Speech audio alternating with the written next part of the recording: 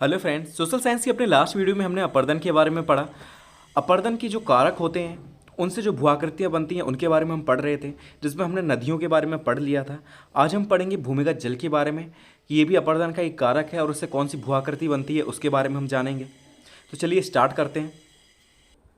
भूमिगत जल चट्टानों की छड़ों और दरारों से होकर वर्षा का जल या प्रभावित जल भूपृष्ठ के नीचे चला जाता है। इसे भूमिगत जल कहते हैं। ठीक है, जब वर्षा का जल क्या होता है, चट्टानों के जो छिद्र होते हैं या दरार होते हैं उनसे वर्षा का जल बहते हुए क्या होता है, भूपृष्ठ के नीचे चला जाता है, तो इसे भूमिगत जल कहते हैं। भूमिगत जल का सर्वाधिक प्रभाव चूना क्षेत्रों, जिसे हम लोग काष्ठ प्रदेश भी कहते हैं, में होता है। पहाड़ों में कहीं कहीं चूने की चट्टानें मिलती हैं जिसमें जल रिस रिस कर चट्टान के भीतर पहुंच जाता है तथा रासायनिक अपक्षय द्वारा चूने को घुलाकर दूर बहा ले जाता है, जिससे पहाड़ी में गुफा या सुरंग बन जाती है। ठीक है, आपको पता है कि कुछ पहाड़ ऐसे होते हैं जहाँ पे चूना पत्थर पाया जाता है। ठीक है, चूने की कई चट्टानें मिलती हैं। जब वर्षा का जल उनसे मिलता है तो उसमें क्या होता है, रासायनिक अपक्षय होता है। और आपने पढ़ा है अपक्षय में कि चट्टानें टूट जाती हैं। तो यही होता है कि जब रासायनिक अपक्षय होता है तो ये क्या करता है, चूने को बहुत दूर तक बहा ले जाता है, जिससे क्या होता है, जो पहाड़ी होती है उसमें क्या या तो गुफा बन जाती है या सुरंग बन जाती है। नीचे बनने वाली सुरंग की छत पर जहाँ पानी टपकने से चूना जमा हो जाता है उसे स्टैलेक्टाइट कहते हैं। स्टैलेक्टाइट के ठीक नीचे गुफा की सतह पर भी एक खंभे जैसा आकार बन जाता है, जिसका आधार चौड़ा होता है जबकि ऊपर का भाग पतला होता है। इसे स्टेलेग्माइट कहते हैं और कभी कभी ये दोनों आपस में मिलते हुए दिखते हैं, इसे हेलेक्टाइट कहते हैं। ठीक है, इनके नाम याद रखना। भूमिगत जल से जो भूमिगत जल में अपर्दन होता है उससे कौन कौन सी भू आकृतियाँ बनती हैं उनके नाम याद कर लेना। क्वेश्चन में आपसे यही पूछेगा कि ये आकृति किससे बनती है, किस प्रकार के अपर्दन से बनती है। देखिए आपको फिगर में देखने को मिल रहा है। अब तीसरा कारक है हिमानी। अब इससे कौन सी भू आकृतियाँ बनती है इनके बारे में पढ़ेंगे। बर्फ की गतिशील ढेर को हिमानी कहते हैं, मतलब ऐसी बर्फ जो गतिशील रहती है, एक जगह से दूसरे स्थान पर उसमें परिवर्तन होता रहता है, जाती रहती है, उड़ती रहती है, तो ऐसे बर्फ के गतिशील ढेर को क्या कहते हैं, हिमानी कहते हैं। यह ऊंची पर्वत श्रेणियों व ध्रुवों पर पाई जाती है। लगातार बर्फ जमने से पड़ने वाले दबाव और गुरुत्व बल के कारण हिम के पिघलने से पुनः जमने से बर्फ गतिशील हो जाती है। मतलब क्या होता है कि बर्फ जब जमती है तो उसमें जो दबाव पड़ता है और जो गुरुत्वाकर्षण बल है उसके कारण, और जो बर्फ़ है वो पिघलती है फिर जमती है, इसके कारण जो बर्फ़ होती है वो गतिशील हो जाती है। लेकिन प्रभावित जल के विपरीत हिमनद का प्रभाव बहुत धीमा होता है। मतलब जो जल होता है वो तो काफ़ी तेज़ी से बहता है, लेकिन जो हिमनद का प्रभाव है वो काफ़ी धीमा होता है। इसके कारण कर्षित चट्टानी पदार्थ इसके तल में इसके साथ घसीटे जाते हैं, जो घाटी की किनारों पर घर्षण द्वारा अत्यधिक अपर्दन करते हैं। अब जो बर्फ़ होती है वो चट्टानों से रगड़कर गति करती है, तो इससे क्या होता है, जो चट्टान होते हैं उसमें अपर्दन होता है। पहाड़ी भाग में हिमानी सपाट चौड़े खड़े ढाल वाली घाटियों का निर्माण करती है, तो इनका आकार जो होता है वो अंग्रेजी के यू अक्षर की तरह होता है। हिमानी अपर्दन द्वारा पहले से बनी बी आकार की घाटी को यू आकार की घाटी में बदल देती है।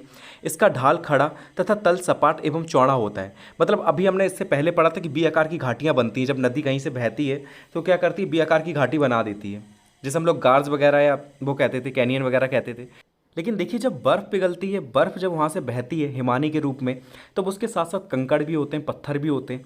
ठीक है, तब ये रेगमाल की तरह कार्य करती है, तो ये घिसते हुए लाती है पूरे चट्टान को। ठीक है, तब यू आकार का शेप बनता है, जैसा आप फिगर में देख रहे होंगे। ठीक है, आपको स्क्रीन में देखने को मिल रही होगी, ये चट्टान है और यू आकार का शेप बन रहा है। ठीक है, इसमें हिमानी क्या धीमे धीमे पिघलती है, ऊपर से धीमे धीमे क्या होता है, नीचे आ रही है। ठीक है, गति कर रही है, तो इसमें पत्थर भी रगड़ रहे हैं और भी चीज़ें, पहाड़ मतलब और भी चीज़ चट्टानें वगैरह वो भी धीमे धीमे रगड़ती हुई जा रही हैं, तो यू आकार का शेप बनता है।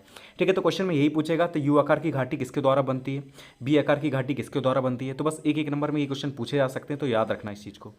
अब चौथा कार्य है आपका पवन। ठीक है, हवा के द्वारा जो आकृतियाँ बनती हैं, भू आकृतियाँ बनती हैं। ठीक है, जो अपर्दन होता है उसके द्वारा कौन कौन सी आकृतियाँ बनती हैं उनके बारे में जान लेते हैं।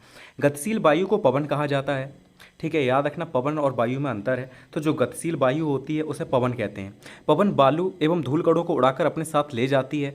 जब यह चट्टानों से टकराती है तो धूल के कण चट्टानों पर टकराकर उन्हें कुरेदते या खुरचते हैं, जिससे अपर्दन की क्रिया होती है। मरुस्थलीय क्षेत्रों में इस प्रकार का अपर्दन अधिक होता है। ठीक है, तो पवन के बारे में आप जान गए। अब इससे अपर्दन कैसे होता है ये भी चीज़ आप समझ गए। अब इसके द्वारा जो भू आकृति बनती है उनके बारे में जान लेते हैं। तो पहला बनता है छत्रक शिला। ठीक है, छत्रक शिला क्या होता है इसे देख लेते हैं। पवन द्वारा उड़ाए गए बालू के कणों द्वारा अपर्दन का कार्य धरातल से कुछ मीटर की ऊंचाई तक अधिक होता है। ठीक है, मतलब एकदम नीचे नहीं होता ज़मीन पर, लेकिन कुछ ऊपर होता है। ठीक है, धरातल से। इस प्रक्रिया में पवन जो होती है वो चट्टान के निचले भाग को घिस देती है, परंतु उसका ऊपरी भाग अप्रभावित रहता है और छतरी के आकार की भांति खड़ा दिखाई देता है, जिसे छत्रक शिला कहते हैं। जैसे आपने कुकुरमुत्ता का पौधा देखा होगा, उसी प्रकार की छत्रक शिला बनती है। वो क्या करती है, जो पवन होती है उसमें जो अपर्दन का कार होता है वो धरातल से कुछ मीटर की ऊंचाई तक होता है, ठीक है, कुछ ही ऊपर तक होता है, मतलब बहुत ज़्यादा ऊपर तक नहीं होता।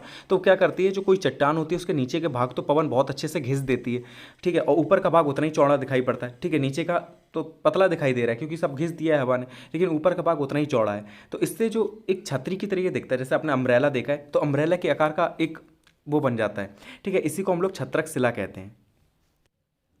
अब जो दूसरा आकार बनता है पवन के द्वारा वो है मरुस्थलीय क्षेत्रों में जब पवन के मार्ग में कोई बाधा आती है तब पवन का वेग कम हो जाता है, जिससे पवन के साथ उड़ने वाले पदार्थ धरातल पर गिरकर बालू के टीलों का निर्माण करते हैं। इन्हें बालू का स्तूप कहते हैं। ये मरुस्थलीय और अर्धमरुस्थलीय क्षेत्रों में अधिक बनते हैं। इनका आकार गोल, नवचंद्राकार, अनुवृत्ताकार होता है। नवचंद्राकार या चापाकार बालू का स्तूप को बरखान भी कहते हैं। ठीक है, होता क्या है कि जब हवा चल रही होती है मरुस्थलीय क्षेत्रों में बहुत सारी धूल कंकड़ लेकर उड़ रही है, ठीक। अब मान लिया उसके मार्ग में कोई बाधा उत्पन्न हो गई, ठीक है, कोई बड़ी सी बिल्डिंग आ गई या कह दो कुछ मतलब कुछ ऐसी चीज़ आ गई जिससे उसके मार्ग में बाधा उत्पन्न हुई, ठीक है, तो वो क्या करेगी, जो हवा होगी जितनी भी कंकड़ धूल जो चीज़ें लेकर जा रही है, ठीक है, वो उसी जगह पर गिरा देगी, ठीक है, वहाँ पर गिर जाएगी वो चीज़, तो वहाँ पर एक स्तूप जैसा बन जाएगा, उसी को हम लोग बाल का स्तूप कहते हैं। ठीक है, इनके आकार अलग अलग होते हैं, कहीं पर गोल बनता है, कहीं नवचंद्राकार, कहीं अनुवृत्ताकार। तो जो नवचंद्राकार और चापाकार बालू का स्तूप होती है इसे बरखान कहते हैं। ठीक है, इतना ही याद रखना कि छत्रक शिला जो है वो क्या नाम पवन के अपर्दन द्वारा बनती है। ठीक है, छत्रक शिला और बाल का स्तूप दोनों ही पवन के अपर्दन द्वारा बनती हैं। अब पांचवा कारक है अपर्दन का समुद्री लहरें। समुद्र की लहरें जब भी समुद्र तटों से टकराती हैं तो तटों पर जमा मलबा भी अपने साथ बहाकर समुद्र में ले जाती हैं और कभी कभी वह इस पदार्थ को थोड़ी दूर पर जमा कर देती हैं। लहरों द्वारा कटाव से खड़े कगार और जमाव से समुद्री तटों, पुलिन या बीच का निर्माण होता है। ठीक है, लहरों के बार बार टकराने से तट का निचला भाग शीघ्र अपरदित हो जाता है लेकिन ऊपरी भाग खड़ा रह जाता है, जिसे भृगु कहते हैं।